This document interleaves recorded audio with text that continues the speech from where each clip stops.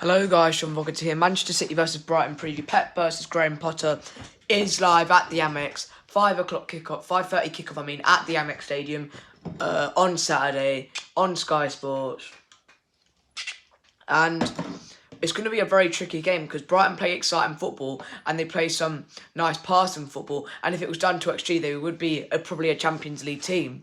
And all they lack is like a clinical striker. Don't get me wrong, Neil Maupay's pretty good, but he reminds me a bit like, is he like French? I don't know. I think he's French or something like that. He reminds me of that version of Ollie Watkins because he gets there, he gets into the good positions, but he doesn't always put it in the back of the net.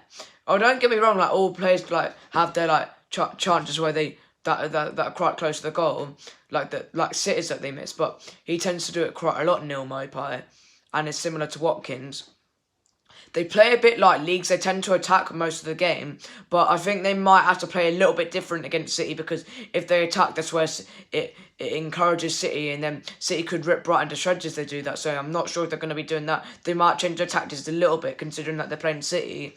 My predicted lineup is, I would say Ederson starts in goal, Diaz and Laporte is your two centre-backs. Then the two wide players, no, not wide players, full-backs, stay the same. And I think it's going to be Walker and Cancelo.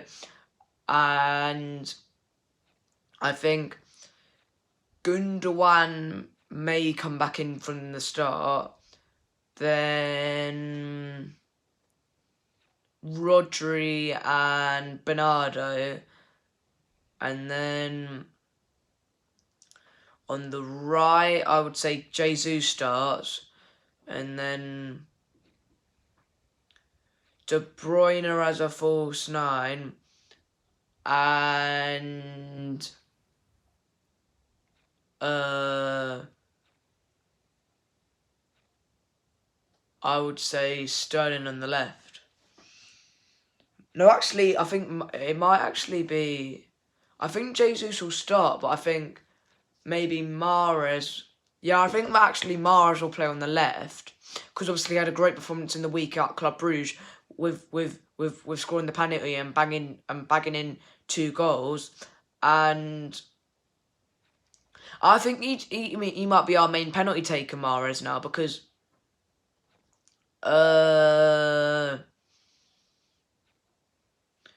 he scored against Leipzig, he scored against Club Brugge, he scored against Dortmund. He's actually got quite good at penalties, and I think if you do giving a penalty to an outfield player and not giving it to the Ederson option, then you probably say he's our number 1 penalty taker. I think him and Ederson are the only ones that I think if you do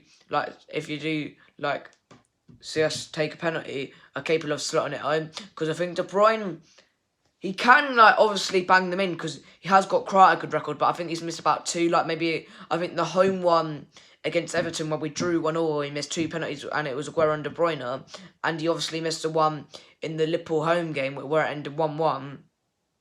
So I think he's capable of missing them. Obviously, all players are capable of missing them, but I think most of our clinical players from the penalty spot are probably Ederson and Mahrez. I think Ederson should take the penalties if Mahrez isn't on the pitch, and obviously maybe Bernardo could be quite a good penalty taker because I think he's got quite good accuracy, and you could do what Real Madrid do, or PSG with Ramos, let a centre-back take it, because that's the way I think Diaz will get more goals, because I don't think he's really a set piece or header goal scorer. He is a threat from the set pieces, but I think that he would get more goals from the penalty spot because he doesn't really score that many goals from the set pieces.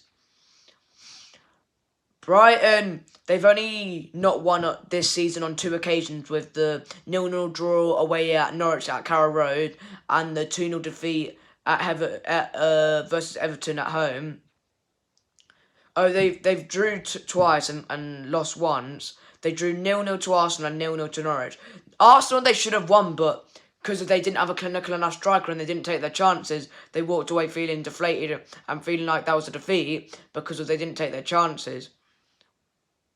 I think they could be the side if anyone that's not that's expected to get into the top 4, maybe a Man United, Chelsea or Man City like slip up, like if United on their current form, if they carry that on, then I think Brighton could sneak in there if they keep their current form up. But if they don't, then I think United could still get in there, like despite not playing quite that well.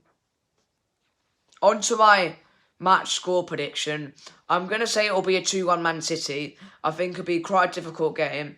I think we go 1 up, then they're equalised, and I think we'll get maybe a 60-minute winner or 70-minute winner, and then I think we'll manage to hold out, and then I think we might rest a couple of players after this because we have got West Ham in the week after this, and we have obviously got the Palace game, so we might start resting players for those games. And obviously you've got the Manchester Derby on the 6th of November.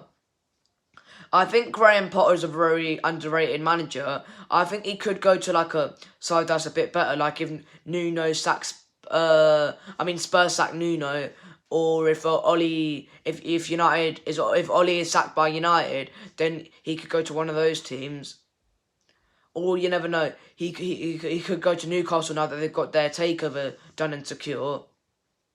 So, and he could be in contention for the England manager's job even though he might not have that much player CV, I think he'll probably, if he was the England manager, make us England fans go to the game and feel excited, because I think we'd play a bit more exciting football and a bit more attacking football, because he's not really a defensive minded manager. I think they might come on and attack us for the first 15-20 minutes of the game, but I think they will have to consider not going attacking and go toe to toe with City, because then that's the way it'll be encouraging and good for City to rip them to shreds. So that's what they need to make sure they don't do. They play it. They need to if they win the midfield battle and they shut that down, then I think they've got a really good chance of getting at least a point at the game. So we need to make sure we win the midfield battle, because they obviously have got some good midfielders like Basuma, which I wouldn't mind as a CDM role to replace Fernandinho. So. And they've obviously got good players like Trossard, Lamptey, Dunk is a decent centre-half, and I think they've got a bright future ahead of them, Brighton. And unless Graham Potter is still the manager, then I think they've got a bright future and they've got a chance of getting into maybe Europa League or Champions League football.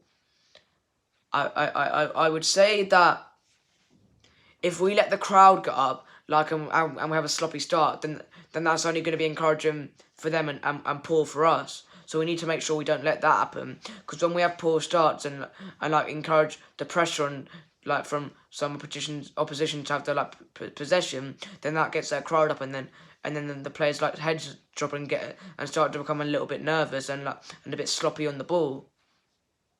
So that's my preview for the Brighton game. Like, share, subscribe. Turn on the notification bell, set it to public so you're notified every time I upload. And thank you guys for watching, and thank you guys for all your support on the channel. Get me to 100 subscribers before Christmas. That's my main target. I love you guys, all your support. Have a wonderful rest of your Thursday, and I will see you guys next time. Goodbye. Have a wonderful evening.